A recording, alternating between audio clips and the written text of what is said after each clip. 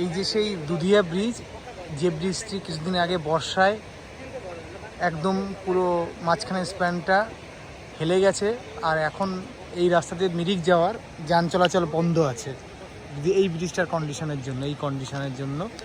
আর তার পাশে এদিক দিয়ে এখন এদিক দিয়ে নতুন এই দিক দিয়ে টেম্পোরারি রাস্তা করার ব্যবস্থা করা হয়েছে, যাতে মিরিক আর শিলিগুড়ির মধ্যে কানেকশান ঠিকঠাক থাকে। ইতিমধ্যে হিউম পাইপ পড়ে গেছে, দেখা যাচ্ছে 3টে হিউম পাইপ। এরকম করতে করতে হিউম পাইপ গিয়ে পরে আবার ওইখানে একটা স্টিলের জয়েস ব্রিজ করবে টেম্পোরারি, তার সাথে সাথে উপরে ঢালাই দিয়ে। আর দেখা যাচ্ছে এর পাশে পুরনো ব্রিজটার পাশে অ্যাপার্টমেন্ট উঠে গেছে। এইটা হতে হতে মোটামুটি এখন আরও 6 মাস লাগবে। 6 মাসের মধ্যে মোটামুটি মেন ব্রিজটার পাশে আরেকটা ব্রিজ তৈরি করা হবে। তো এই কয়েকদিন লোকজন যাতায়াত করার জন্য টেম্পোরারি ব্রিজটা বানানো হচ্ছে। এই যে টেম্পোরারি ব্রিজটা স্টিল জয়েস দিকে এই হিউম পাইপ পড়েছে, আস্তে আস্তে হিউম পাইপটা ওই শেষ পর্যন্ত যাবে। একটা সাইড করে করা হচ্ছে। এই প্রথমে এই পাশের জলটা আটকে হিউম পাইপ ফেলে, পরে আবার হিউম পাইপটা কস্টিং হয়ে গেলে ওই পাশের জলটা আটকে দেবে।